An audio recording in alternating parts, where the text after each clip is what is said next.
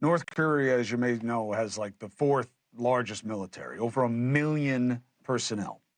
Zelensky says if the reports are true, this would be a world war. What is the state of play?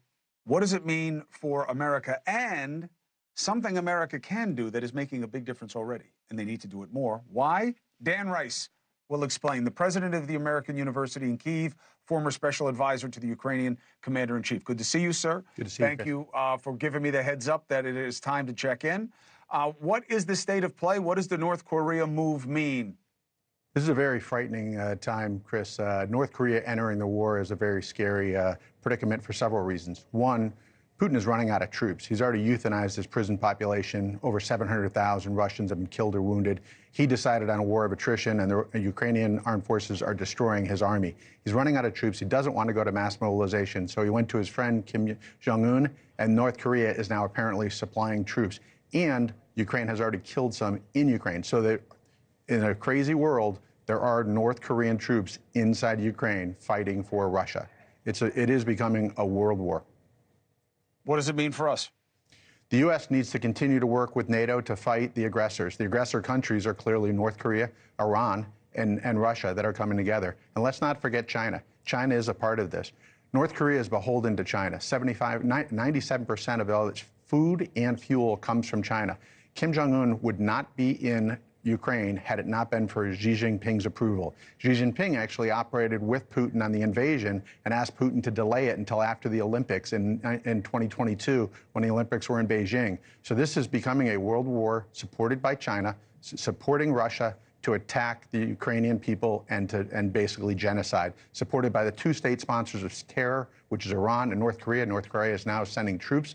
North Korea has one of the largest armies in the world, over 1 million men under arms. And they're now operating in Ukraine, and Ukraine needs to destroy not only Russian troops now, but also North Korean. And we need to support them with everything we have.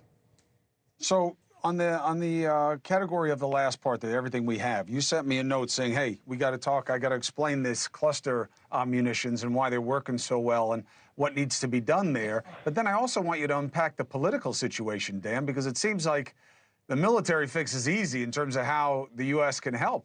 But this is not a situation that there's any will to tolerate in the American government or its population. Well, Chris, the whole solution and the whole defense of Western Europe has always been based on cluster munitions. Any freedom-loving people should love cluster munitions. I love cluster munitions. They're the best way to kill Russians in large scale. And that's what we fought to get for Ukraine, and we did get them. And the President of the United States and a bipartisan group from left and right supported cluster munitions, first for artillery, howitzers, then for HIMARS launchers, and then for F-16 joint standoff bombs. Now we are supplying Ukraine with the right munitions, the ones we should have been supplying right at the beginning. Now we're supplying the right ones. Now we need to go in quantity. Quantity has its own quality. When you're going against mass armies of Russia and North Korea, you're talking about the only army in Europe that could have defended itself against the Russian army, Ukraine, and now it's having to fight the North Koreans. We need to supply Ukraine with everything we have, especially cluster munitions. If we give enough cluster munitions, they will destroy both the Russian army and the North Korean army in Ukraine.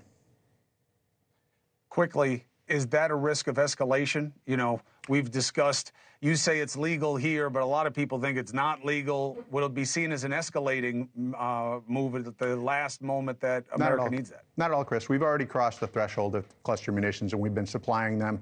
We started supplying them July 7th, 2023 for artillery, and then in October, I worked with Senator Reid to get those, the HIMARS launchers. So we have been supplying them. This is not anything new. This is not a escalation. This is just quantity, and that really is all we need to do. We need to do many things, obviously. We need to supply all kinds of electronic warfare, all kinds of Patriot missiles. There's a lot of this. This is a total war short of nuclear war. But the big killer of Russians, over 700,000 Russians have been killed or wounded. Over 50% of those, my sources tell me in the Department of Defense, have been caused by cluster munitions. One weapon system has destroyed the Russian army. It's cluster munitions. So every American should love cluster munitions defending Ukraine, and every American should ask for more cluster munitions to destroy the Russian army. Dan Rice, thank you very much. Thank you, Chris. Appreciate you. Great to see you. Continued. Thank you, sir. Hey, thanks for watching. Go to joinnn.com to find NewsNation on your screen. And don't forget, Click the red subscribe button below to get more of NewsNation's fact-driven, unbiased coverage.